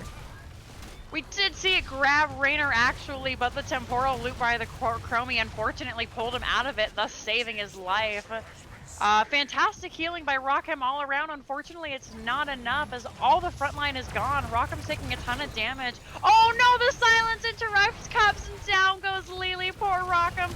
He's doing his best. Bless some Vipers in there, trying her best to pull off of Vala. She does get her off of the team, and this should be it for the Baddest dudes. Winners, we're going to a game number 3. Game number 3. Ooh. Oh my goodness. Man. All right. What an exciting game from both teams. You know, I saw the first one, not knowing a whole lot about the team, and I was really concerned for the Baddest dudes, but this game shows they're not ready to just roll over and die. It's quite the opposite, in fact. One game was super one-sided one way, the next game super one-sided the other way. I'm really, really excited to see how game number 3 plays out. Absolutely. I'm stoked to get into a game number 3. It means it was close, and it was, well, I mean, it was kind of one-sided in this match for the Baddest dudes, but Bloodbath and Beyond, they had a little bit of a dominant performance in game number 1. So it shows that both teams, either team could win game number 3. Like, I have no idea what's going to happen next. And very exciting team fights. Oh, this is good stuff. Whatever it is, I hope it's a bloodbath. I'm not gonna lie. I love to see kills. This game was a little bit better than the last. For a while there, the Baddest dudes were leading 8-0. It wasn't until Leoric died in the top lane about midway through the game that they actually even got a kill. Yeah, absolutely. Huge team fight potential there from the Baddest dudes, and they executed it quite well. I think the synergy between Phoenix and Raynor was really good with those slows. You know, it was just, I liked everything that they did. There were so many fights over camps and things of that nature, and not even the objective, just like everyone hides in the bush, we wait until they get here and we fight. The true objective. A valiant effort in defense though by Bloodbath and Beyond, as they were often down talent tiers and levels in some of these fights, and sometimes you just have to take them anyways and see if you can get the kills and win the fights. So they had a little bit of a of an underdog situation there, but I think they played very well. And that Chromie, oh my goodness, 145k hero damage, 147k siege damage, 19,000 XP. My goodness. If that was going to show up... Oh, I'm sorry, go ahead. Go right ahead. I was just going to say she was definitely the carry for their team. I see why, that's a respect ban. I respect that Chromie. I fear to play against Punk Pirate. I wonder if we'll see that in game number 3. I guess we'll find out what map we're going to, unless you already know. I'm going to leave this game and we're going to go back to maps. I actually don't know. Usually they say, hey, we're ready. They haven't said yet, so the teams are probably taking some time, to decide carefully. Because this is life and death for one of them. Somebody gets a better seating after this. Absolutely. And so this is going to be Bloodbath and Beyond's decision. Do they want to pick map number 3? Or do they want first hero pick? Let's take a look and see what we have left. We have Alterac Pass, Braxis, maybe, Tomb of the Spider Queen, and Towers of Doom. What game do you want to play or see played? I love Towers of Doom. I think there's a lot of interesting plays you can make with the sappers, with the keeps that respawn. I'm curious if Braxis Holdout is still the gentleman's agreement of nobody bans it and nobody picks it because nobody wants to play it. Oh, I disagree. I love that map so much. It's my favorite. I love it. We'll see what they pick. Thank you so much, Zika Rosen, for the follow. I appreciate it. Welcome to the stream. My goodness. Oh, I moved you over again. It's funny. My chair at home. Let's see if I make sure I grab the right screen. There we go. My chair at home is broken, so it's like super tilted. So I have to like rotate my camera a little bit. Like otherwise, I'm like, hi, reporting from the from underneath my desk because my chair is broken. But it's still super comfortable. Oh, I've been invited. Let's see where we are. Tomb. Just like me. Tomb of the Speeder. Tomb of the Speeder Queen. Are you in here yet? Oh, okay, you're in here. I am. This is a great map. I'm super excited. We will get to see a ton of team fights, which is what I was really hoping for. I think both of these teams have a phenomenal team fight. Yeah, absolutely. And I love spider butts. Like all the butts in this game. Spider butts. Collect all the spider butts. Turn them in. Get the big butts running down the lanes. That's my favorite. Kaleo, those butts are for you. Has Buttspot said anything in the chat lately? Buttspot. He hasn't said anything for a while. I'm beginning to worry about him. Are you okay, Buttspot? Where are you, my dog? I'm sure he'll show up like next chat. All right, someone is taking a quick bio break, which is great because I want to try to find out which team picked. Oh, I guess I could just look at... Okay, team 2. All right, so this was picked by the Baddest dudes. So it looks like Bloodbath and Beyond wanted the hero pick. All right, so let me update on the map. Unless they haven't changed that or set that up yet. But these teams are on top of it. They were like already had everything decided 10 minutes before. They didn't need any setup help. These teams are great. All right, so this was picked here by the Baddest dudes. Let's see. The true Hylian 92. Maybe I said that right. Thank you so much for the follow. I appreciate it. Tetcher, yes. Brax is great. Myself a little bit, so excuse me guys, I'm gonna pogo for a moment. Oh, do your thing. Yeah. If you're a fan also, Tetcher, of Braxis Holdout, I am excited about that. There's even a butt lane camp. Ooh, yes. A butt lane camp. You've got to get the butt lane. My goodness. Okay. Actually, yeah. So here's the complete picture of the maps now. Who has picked what? There's only 3 maps that are not banned or picked in this series. It gets a little bit crazy when you do a best of 5 because then you could be up to 9 out of 10. Jinxie, if you could add any map to this list that's not already up here, oh, you might not be able to see it, but one of the maps that's not in NGS, maybe, you know, any other map, what would you add in? Any other map? Is Garden of Terror in? Garden of Terror is not in the rotation. Is that something that you'd think about adding in? I really like Garden of Terror. It may be because I really like Cursed Hollow as well. But I think you can do a lot with the camp, and I think a lot of heroes that are super undervalued that can camp really well, like Zagara and Gazlo, have a moment to shine on Garden of Terror. So what I'm saying is I want more memes, and I think Garden of Terror is the way to do it. I like it. I like it. Okay, it looks like What about you? Oh, they're ready. Teams are back, and we're going to get into it, but I would say I would, yeah, Haunted Mines, for sure, Valcomer. Welcome to the stream. That's what I would pick. These are your teams. Let's get into draft.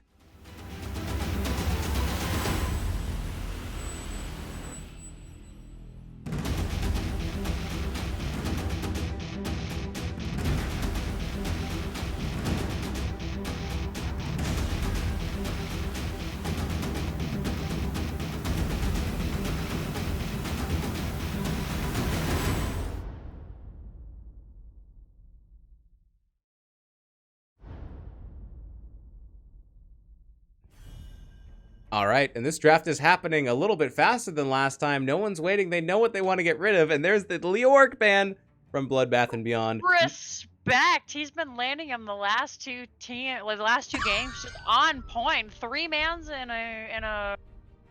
Got it. You speak Buttspot's name and it shows up. Zergy Monster says Haunted Mines needs a ton of work to be competitive, and Buttspot says Haunted Mines needs a butt of butt to be competitive, and I agree. My goodness. Valcomer also says Hanamura Temple, Garden of Terror, Lost Caverns, says Tetra for those ARAMs. I played an ARAM in Bush League, and it wasn't nearly as fun as I thought it was going to be. Yeah, you're like, I'm so ready for this match. I have 3 Murkies. I guess I'm playing Murky. All right, first pick by Wraithling is that signature Johanna he did so great on in the first game. We do see Deathwing and Chromie banned out by the Baddest Dudes, and Sylvanas and Leoric banned out by Bloodbath and Beyond, leaving your boy, it's Kale Foss, finally getting a chance to shine in this first game. Yep, set all those butts on fire. Just making a quick note right here. Yeah, so once again, since the Baddest Dudes don't have the first pick, they want to get rid of that Deathwing. They just don't want to deal with it. Respect ban of the Chromie, and then flipping over the 2 Bloodbath and Beyond, there's the respect ban of the Leoric and the targeted ban of the Sylvanas, just really not wanting to mess around with that. Must be a really good Sylvanas player on the Baddest Dudes. There's the Li Ming again. She carried them so well the first game. Love to see what Rockham is able to do with this time round. And the Thrall. Are we going to see a repeat draft from game number 1? It's looking like it. We could. I mean, it did work out pretty well for BBB in game number 1. So maybe they're like, all right, well, maybe we'll just go back to where we left off and get this rolling once again. Could get really crazy, throw a Genji in there, and then you get the double resets. Wowie, wowie, zowie. Well, we're not going to see a repeat, unfortunately. Baddest Dudes say, I know what you're doing here, and I'm not having any of it. Welcome to the stream, Tigerfish8. I appreciate you trying to cheer. He is an old man like me, and sometimes we struggle with technology. Tiger is the captain of Clouded Minds and a dear friend. Let's see. Darth Cherrywood says Cactus Ham plays a mean Sylvanas. Okay, so that's what they are targeting, banning Cactus Ham. Good to know. I love respect bans. It's so much better than we better ban Alarak because he's OP. It's just I see you over there. I respect it. Tetra says, what is, and hear me out, if it wasn't ARAM, it's just AM, so normal draft, just 1 lane. That could be interesting. I could get behind it. That would be really fun. Yeah, absolutely. Oh, Tiger, I love you. All right. Sorry, back to the draft. Morales coming out. Ooh, spicy. Who's it gonna be? An auto attack carry? Lunarum, Vala, Tychus. One speedy attack boy at your service. Well, I don't see a Tyrael, so I'm thinking probably not Juice Pirates, although that would be fun to see. Oh. You kind of need that Tyrael, right? Or, I mean... A little bit, yeah. All right, so the Tychus, though, that's an interesting pick. So far, only showing Muradin as a tanky boy for the baddest dudes.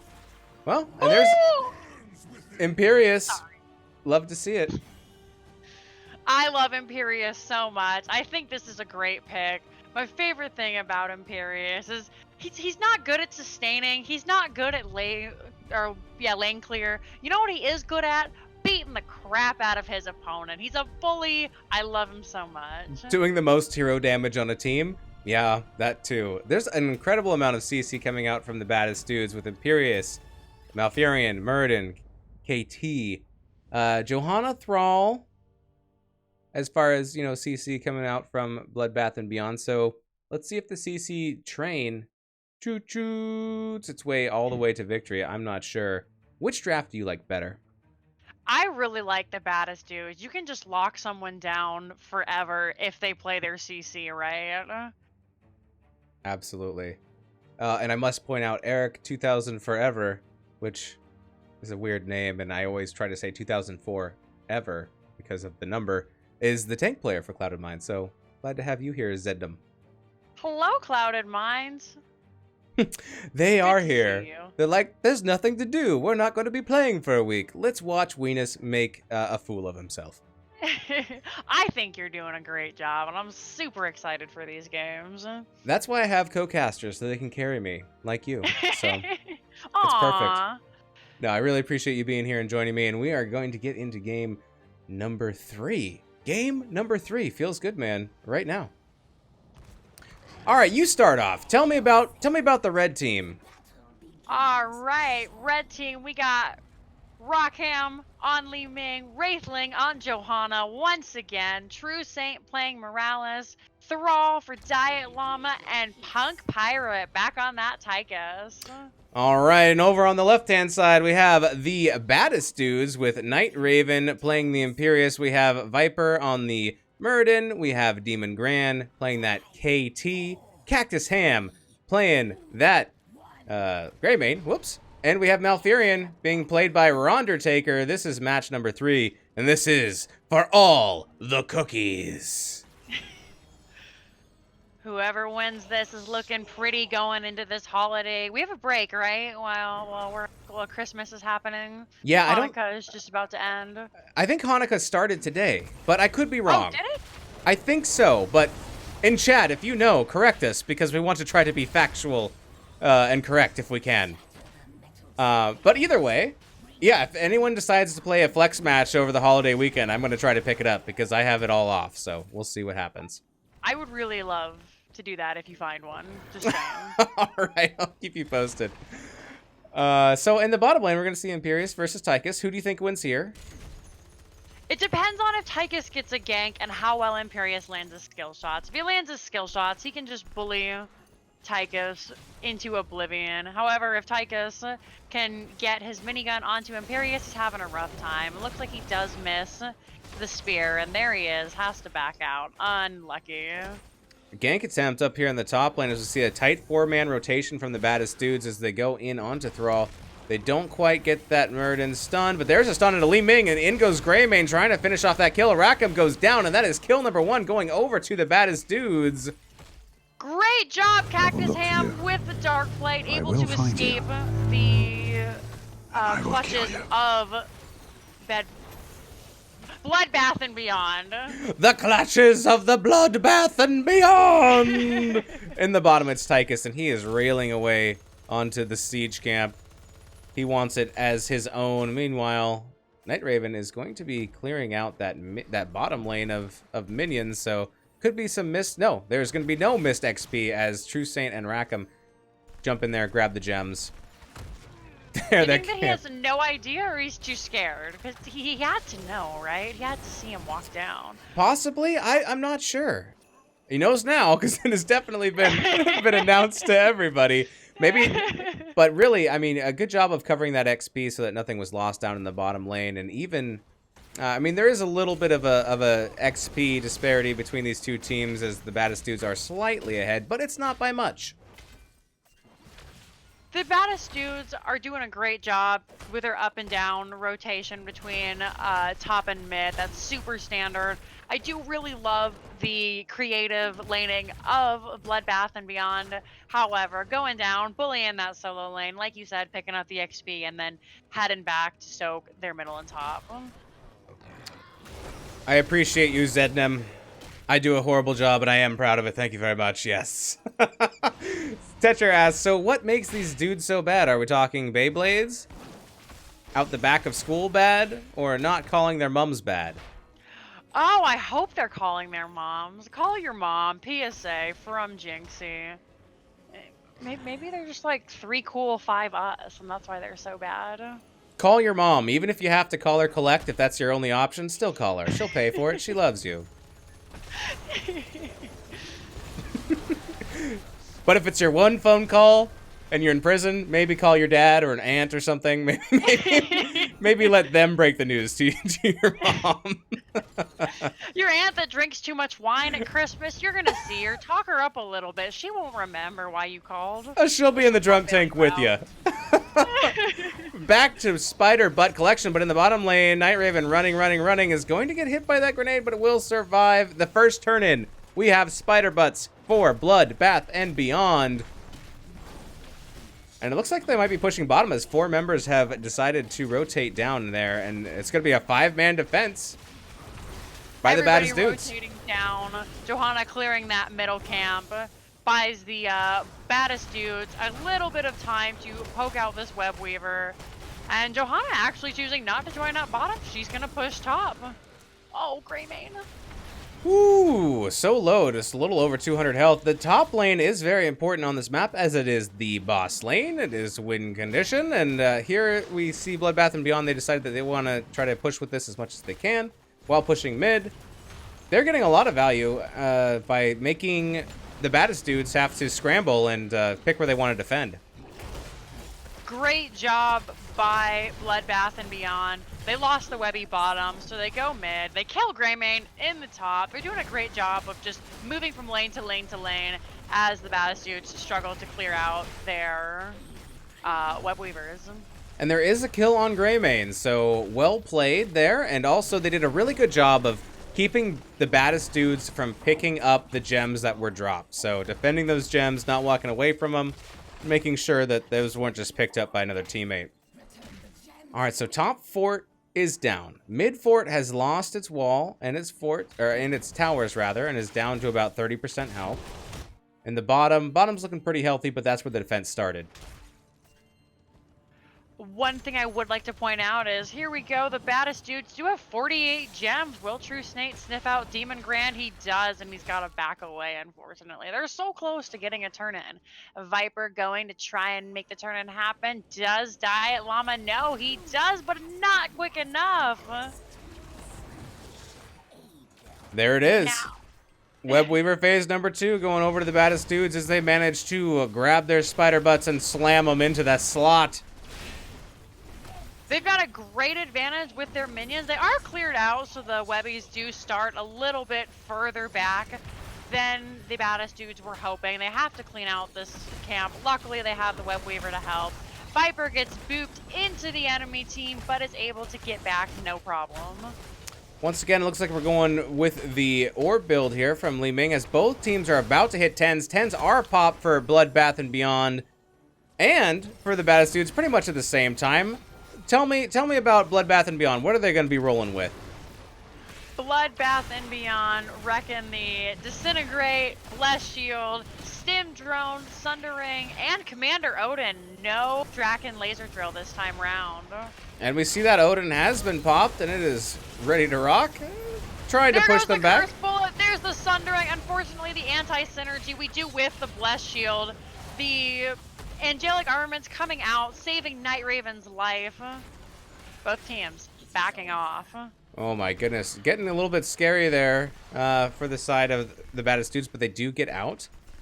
Let's see what kind of value they got. Not a ton in the top, a little bit in the mid, and a little bit, even more value in the bottom. So, you know, the bottom lane can be good. It can cause distractions that cause the enemy team to come down there while you are able to push top. But, you know, maybe not the most advantageous lanes acquired by the Baddest Dudes. If they're able to push down that fort, they will have advantage, like you said. And while not the best, I mean, you can harass the solo laner, you can harass that camp. We see a fight breaking out. Great impale by Imperius. He's so low, though, and the impale costs him his life. There's a reset for Li Ming, which also kills KT. And the team loses about 25 gems there. Feels bad. Double kill. Double kill! Going over to the side of Bloodbath and Beyond, and they have enough for turn-in, and this is a perfect opportunity for them to turn it in and push while members are down on the side of the Baddest Dudes. They're going to start in the bottom lane. They already have the siege camp here. It's going to push with them. Easy. I think they're going to rotate mid and maybe take out this fort next. The camp is picked up last second. Bruiser camp is picked up here by the Baddest Dudes. That's going to help defend mid a little bit, but maybe we're going to see bottom pressure pushing in on this keep. Maybe front wall. Maybe looking for front wall. Maybe not. Best case scenario, we get the front wall, and then we can maybe move up, depending on how healthy that top web weaver is, and look for that front wall as well, which, like you said, opens up the boss lane, and the Baddest Dude's in a terrible position. Greymane just evaporates.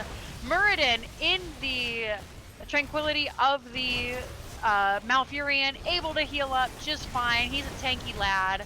Nice roots by Undertaker as well. Oh, Pyroblast. I missed that one. Dialama takes a ton of damage. He's fine, though. It's fine. We're fine. 13's on the side of Bloodbath and Beyond. They do also get that kill. They're able to completely take out the bottom keep gate and the towers. Meanwhile, mid is going to drop as the rotation comes in from Bloodbath and Beyond, and they bring that down to the dirt, make it dust. And maybe a little bit of tiny, itty bitty damage in the very, very top on the keep wall up there. Just a smidge. Just a smidge-a-lidgel. Kael'thas finishing his mana addict. He's got a little bit more sustain now, so hopefully that'll help him to survive these dives, because, oof, the last couple of fights have been really hard on the poor KT. I missed this earlier. Feed me, Seymour, is all I hear every time we play at Moist Weenus. It's true, Zed. I am the feeder on our team, and I'm proud of it. Loud and proud about my feeding ability. Not anyone can feed like I can. Somebody's got to help those hungry enemy kids. That's all I'm saying. It's true. Noobs need some kills. I'm just saying. I will make it happen for you. Bruiser Camp getting claimed by Bloodbath and Beyond as we see a turn-in by the Baddest Dudes. Bottom lane is pretty far pushed. Maybe not a lot of value there. And we're going to see a defense maybe in the top lane, maybe in the bottom. Or, I'm sorry, maybe in the mid. Thundering, great Feral Spirit. KT so low. Nice Tranquility. Undertaker saves the day for him. For Night Raven, a fantastic route. The MVP on the team. Great job, Undertaker. Very good. They do lose Greymane. But they do have the Web Weavers, so they're using this to clear out the lanes. I'm not sure they're going to really be able to push in a little bit further, especially now that they only have 4. But at least they'll be able to clear the lanes a little bit and maybe reorganize and get a second chance of going back in. Even talent here, so that should help. Oh, KT, nice mana addict, but it doesn't matter. He's dead. Nobody's able to pick up the gems. Only 3, not a ton lost. These roots are so great by Undertaker, doing his best. We get a little bit of damage on the bottom fort, but I don't think it'll fall as the members of Bloodbath and Beyond are ready to destroy her. There she goes, dead. Maybe? Slappy, oh, slappy. They got it! Feels good. Those spiders just rubbing their butts up against it was enough to take down the bottom fort, and that is the first fort that has been claimed here by the Baddest Dudes. So they will take what they can get on that push. Not the worst they could do. Bloodbath and Beyond, they're grabbing that bottom siege camp and have that push forward. I have so much respect for these teams actually doing the camps on this map, because me and my team, we never do. We'll go the entire game and we'll maybe take one bruiser camp one time. it's really hard to manage the camp. So I respect both these teams for doing something, you know, not even us Sharks can do. Yeah, there's a lot going on this map. There's gems, there's turn-ins, there's camps, there's bosses. Speaking of bosses, maybe we're looking at it. I don't know. We're going to look for a turn-in of... Ooh, 8 more gems can be turned in without activating these spiders. For sure. We're up to 57. Need 3 more. And this boss has been started by Bloodbath and Beyond. I don't think the baddest dudes can get there in time. They have no idea. They're running as fast as they can. Normally, you don't want to start a boss when all 5 members of the enemy are alive, but they're too late. They have no choice but to retreat to their non-existent fort. And there is the turn-in by Punker Pirate.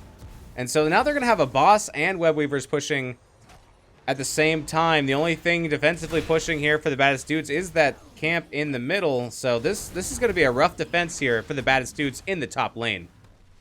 If the baddest dudes don't play this right, we could see the game end right here. Web Weavers and boss, that's pretty nasty. Pushing on the keep. Great siege potential by the members of Bloodbath and Beyond. Trying to poke down that that, I don't know. What is that? Is that a scorpion? Is it a sphinx? I don't know. But down goes Malfurion. So that is going to make this defense even harder here for the baddest dudes. Boss still at, you know, a decent amount of health, but here comes the Web Weavers, and they're going to be pushing on core right about now. This could be tough. Oh, man. The baddest dudes solo, they have to get out there and defend. Cactus Ham taking a ton of damage. Demon Grand taking a ton as well. The boss is finally dead-ish. There we go, dead. But here comes the Webbies. Actually, the Webbies have been cleared as well, so they're doing a great job holding it. Nice layering of the CC. We do manage to pick off Thrall. Li Ming doing her best, poking 14%, 6%. They can't finish the core. True. Oh, they do finish the core. It's Winions. Winions. They get 3 kills, but that is going to be the spiders pushing in from the bottom, and that is going to be a 2-1 victory here for Bloodbath and Beyond. GG's, well played. Great job to both teams. I think you guys both did an amazing job. I know you can't hear this, but maybe if you come back later, watch the VOD. You guys did great. Looking at this kill count, 4 to 7. Very low kill game. All the kills really had meaning, I feel.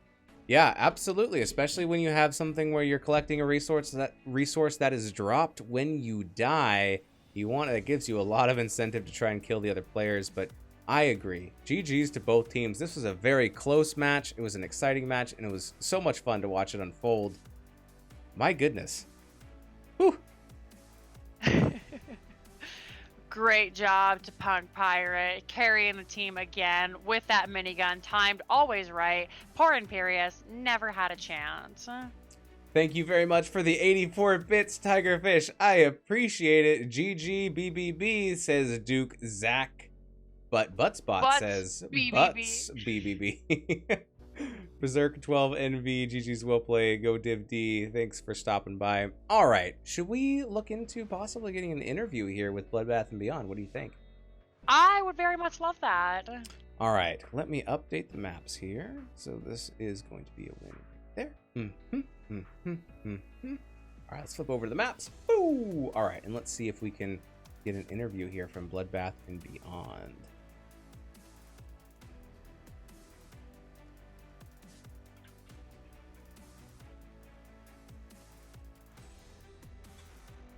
All right. So yeah, that was a fun series. I love it when it goes to 3 games. It's always very exciting. It looks like we are going to get an interview here from Bloodbath and Beyond. Let's jump back into the NGS server, and let's take lobby 2. You wanna come find me over there? Sounds great. I'll be right there. All right, very good.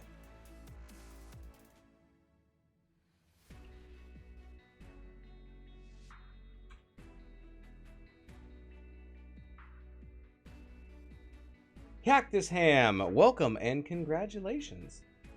We lost, just so you know. Oh my goodness. I got Cactus Ham, I am so sorry. I got mixed up by the hams. I know. There's two. There's Rockham. There's Cactus Ham. Which ham won? Oh, well, I did want to pull you in anyways, because I wanted to say congratulations to your team. Even though you didn't win, you guys put up a hell of a fight. Game 2 was insane. And I don't know, I was really impressed and really entertained by your gameplay, and I thought it was great. So, like, I know you guys didn't get the win tonight. You got one win, but 1 and 2. But I just want to say congratulations, and we think you guys are great. I appreciate that a lot, and I want to say thanks to Rockham and Bloodbath and Beyond for putting in a hell of a couple of games, because when they were on, and we could not do anything against them. So they played it really well. Hats off to them. And thanks to my team for playing really hard the entire time. And we gave it our all, and we'll excitedly play them in the future. Excellent. Well, I'm glad to pull you in. Sorry about accidentally pulling you in. I get confused. Weenus is dumb. But thanks for coming in, and we look forward to seeing you guys in the rest of the series. Hey, yeah, no worries. And good luck to those guys in the rest of the series as well. Thanks for casting. You bet. Thank you so much. Have a great night. And a happy holidays. You too. All right. Bye-bye. Oh, Weenus, you big idiot. Just getting confused by the hams. My bad. Sorry, too many hams for you there. Oh, it's too many hams for me. I apologize. Thank you very much for joining me. Rackham. Right? We got the right ham in here? Yes. All right. Well, congratulations to you for actually getting the win tonight with the 2-1. Thanks. We have a couple of questions that we're going to make up right on the spot, if that's okay with you. Nice. Sounds good. I would expect no less. All right, very good. So in game, I guess it doesn't necessarily which game it's going to be played in, but as a team, and we did see it in game number 1, do you guys have a standard Deathwing counterplay that you just have in mind that you've practiced at all, or was it like from the hip tonight? It was absolutely from the hip, probably even more so than your questions tonight. So I did the scouting and didn't see that anyone played Deathwing, so we just kind of discounted him and it surprised us a little bit when he got through the draft. We talked about banning him and said, nah, no one's going to play him, and then he showed up. So I mean, the traditional counters are Leo, Malthael, Tychus, all the percent damage. Didn't have that on our side, but I just said, guys, we're just going to have to outplay him. We just play better than they are. He's a good hero, but he's not unbeatable. So we just, I think, it just came down to our execution and all the other facets of the game. I was really, really happy with the way we responded to it that first game, because it did throw us a little bit of a curveball we weren't expected, but we just stuck to our game. Very good. Well, it looks. I think you guys did get you got at least got the Tychus, right, in game number 1. Yes. Okay. Yeah, we got Tychus. And is that something that you just have in your pocket, ready to pull out if you ever need it? Yeah. So this week we talked a lot in the last couple of days about what our rosters are going to look like, and Tychus was one of the things that we put on the board. So we were going to take Tychus anyway that game. So we talked a little. Maybe we change our draft to counter it, and we decided no. This is what we talked about this weekend, and let's just go with this, and let's just plan on executing better than they do. So luckily, Tychus was part of that package. Oh, that's great. So just kind of like it was your plan to go with Tychus anyways. Yep. Wonderful. It was going to happen. Jinxie, do you have any questions about game 1 or not? I do, and this isn't necessarily game 1, it's the full series. I noticed you guys don't have specific roles. You had a couple of people swapping up. Is that just based on who can play the best hero? Were they the best for this time, and you do have roles? Or do you guys just have a select couple of heroes that you're ready to pull out and everybody knows what they should play? So we do have some roles, but we do fluctuate, and you're right, it's based on heroes. Ming is something I've been playing pretty well this week, so I'm like, hey, can I get Ming in the game? And we rotated around. So we have a couple different packages that we put together. One of them has me on the Ming, another one has me on support. So you saw that Lily in that disastrous game too. We don't really lock down the roles as much as some of the other teams do. I think maybe sometimes it hurts us, but I like the flexibility. I think maybe it makes it a little harder to scout and a little harder to draft against. But one of the focuses we're trying to really go with this season is Keeping everything simple, playing to our strengths, playing our game, not so much worry about about what the other guys are doing. Let's just do what we do really well. And in order for us to do what we do well, we do swap roles a little bit. So that's our thinking there. We'll see if it works as the season goes on. Well, it definitely worked out really well this game. You guys did a really great job, and while you struggled a little bit in game 2, you brought it back so hard in game 3, and it was really fun to watch. Yeah, there was we had some problems in execution in game 2, and we'll all go back and we'll look at that replay, and I'm sure everyone is going to look at that and have one or two spots like, wow, that was a mistake I made. That was a mistake we made as a team. Didn't get a good rotation, whatever. So there will be lots of teachable moments. So we'll together with our coach, and then we'll look for places to shore up. But then to come back after that in that third game, and I got to tip my hat to the whole team. That was just solid effort, top to bottom. After the game, normally there's, even when you win, maybe we should have done this differently. I didn't have anything. I'm sure they're there, and we'll find them in the replay, but I didn't see anything. It just felt really good. We played the way we wanted to play, and nothing anybody could do about it. Felt good. Talking about the game 2, going, losing game 2 and going into game 3, is there anything that you had to do as a team to be like, all right, let's pull it together, let's return to our roots, because we saw a little bit of that in the draft, returning to some of the draft heroes from game number 1. Mm-hmm. What kind of conversation goes on from you as the captain as you go into game number 3 in this kind of a best of 3 series? Oh, by captain you mean secretary, right? Because that's the life of an NGS captain. Absolutely. So basically, we decided that the first game, that package we rolled out worked better, so we went back to it. And it's not really me so much as recommending that as a captain. I think everybody kind of saw it. We have a really good roster, really good communication. We've got a couple new guys this season, but we're really coming together. And as far as getting ready for game 3, the one thing that I really like about this roster, even though we made several mistakes, there's no finger pointing, anything like that going on. We took a moment of silence, took a deep breath, and said, okay, we're going to go back to what we did the first game and just play better than they did. So that was pretty much it. Excellent. All right, one silly question about game 3. Actually, it's about all games. Do you find Wraithling's accent as delightful as I do? I do, actually. And it's a very relaxed accent. It's kind of that, and I think that's really good for us. It's very unflappable. For whatever reason, hearing someone say something that accent, even if it's a bad thing, it just sounds so relaxed and it doesn't matter. So I like hearing his voice in comms. It just chills me out. As opposed to me, I get a little excitable, especially when we're winning. I probably get a little bit louder than everyone else would like, because I get really excited about the game. But Wraithling's he's there. It's just, come on guys, bring it down. Let's play the game. So he's a really good addition to our roster. I was glad we were able to pick him up this season. Yeah, I'm excited to see that. I know that his team wasn't playing this season, and I was excited to see him get picked up by a team, and so I was like, oh yeah, he's on Bloodbath and Beyond. Excellent. Well, we have that game to cast, so maybe we'll ask a silly question about him. Are you the shot caller as well, or how does that work in your team makeup? So we don't actually have one shot caller. It's kind of a community thing.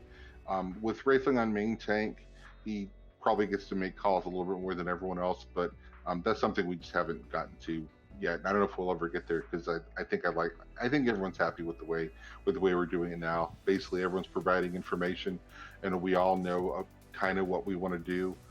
So there's not a lot of screaming at each other, do this, do that. Everyone kind of knows here's the game we want to play, and everybody just contributes. So, but if he did shot call, we get to hear his soothing voice more. So, I'll have to think about that. I'll bring that up at the next team meeting. Win-win. That's amazing. Jinxie, did you have any follow-up questions? That's it for me, I think. Thanks so much for taking the time with us. Perfect. No problem. Before I go, I want to throw a shout out to the Baddest dudes. They put up a really good fight tonight, and it was a really good match. And shout out to you guys for casting the games. It just makes it so much more fun it's like being on national television if the channel only got 30 or 40 people. So But it's a lot of fun, and I really appreciate the work you guys do throughout the season. So, thanks. Well, thank you for being here. Thanks for the shout outs and congratulations one more time. And wish you and all of your team fam a happy holidays and happy New Year. Thanks, you too, guys. All right. Have a good evening. See ya. All right, Jinxie, I'm going to call you back. Sounds good. Call incoming. I'm going to have to get rid of the chickens, though. Sorry, chickens. You are going to be replaced. Beep boop. There she is. She's back. Hello. Welcome back. Oh, no, I moved something else. All right. Figure It's out what you're probably doing, fine. Linus. They know what I look like. All right, let me pull you back. All right, you're back. Ah, there we go. Almost. Okay. Good enough. Good enough for Weenus work, right? All right. Very good. So, yeah, that was a fun series, and despite my that was a great interview too. Despite my my weirdness of accidentally pulling in the other captain, I'm so sorry. There's but so much ham. Too much ham. oh, everybody was going ham in this series, and I loved it. Oh my goodness. But thank you, Jinxie, so much for doing this co-cast with me. I appreciate it. Jinxie is getting into doing some NGS casting. We got her set up, and she was gracious enough to join me on this cast. She's also the dungeon master for the D&D group that we run together, that she runs for us and we participate in on Saturdays. And so it's really fun, and I'm so glad that both Jinxie and the rest of those people are in my life, and you're just so wonderful. That's all I have to say. Besides, you guys should send Jinxie Cat a follow over on Twitch. That's where she does her streaming of various games and runs her D&D sessions, and that is twitch.tv/JinxieCat, which you can see on the screen all up and over there. So that's the Jinxie Cat. And actually, I should find it so I can put an actual link to it. Thank you so much. That's so nice of you. Do you have any shout outs while I do that? Oh, just thank you so much. I met you at BlizzCon, and this is the first year that we've really gotten to hang out and spend more time together, you know, mostly because of D&D, and my life is just so much better because you're in it. If you guys are new to the Weenus channel, just so you can watch the sick gameplays of Bloodbath and Beyond and the Baddest dudes, please throw Weenus a follow, a sub. He's so much fun. They do Cheer 69 every single night, or every single Friday night. I wish we could do it every single night on either his channel or Slexia. Shout out to everyone who came out to support me. I saw some of my own friendly faces in there, and that really made me feel a lot more comfortable for my first cast. Thanks so much, NGS, for giving me the opportunity to cast and, you know, say things like thick boys and all sorts of stuff under your tag. You guys are the greatest. Oh my goodness! Did you have this? Did you have this already printed out on a piece of paper? This is like an acceptance speech, thanking everybody. No, we appreciate you, and we appreciate the community so much. You can follow Jinxie Cat on Twitter, also at Jinxie Cat. She posts some cool stuff there, like dogs in hats. Yes. She has a whole bunch of amazing animals, and she posts pictures of them on the regular. So you should check that out as well. All right. Well, you can find me on Twitch. If you're already here, it's twitch.tv/moistweenus. You can find me on Twitter at moistweenus. Send all your complaints there. Thanks everybody for hanging out in chat. Thanks for all the follows. Thanks for the bits. Once again, big thanks to Rackham LFG. Let's just Rackham for the 5 tier 1 community sub gifts. Really appreciate it. It's actually just really means a lot. So thank you so much. It's very generous. And Ronder Taker, thank you also for the Prime subscription. All the bits, everybody, and for hanging out with us and having fun. Buttspot, thanks to you, buddy, for being weird and bringing butts up. I think that's about it. So we are gonna hang out on a Saturday, maybe not next Saturday, but a Saturday soon, I hope. I can't wait to have you back. We miss you. Nobody makes fart jokes and rubs their nipples like you. I appreciate that, and I'm sure someone's gonna clip that, and I'm gonna love it. Kalio's on vacation. We're safe. Oh, that's true. Maybe I'll clip it. We'll see. All right, Oh, guys. excellent. We are out of here. Hope you guys all have a happy holiday and a happy new year. And we will see you in 2020, if not sooner. Bye-bye.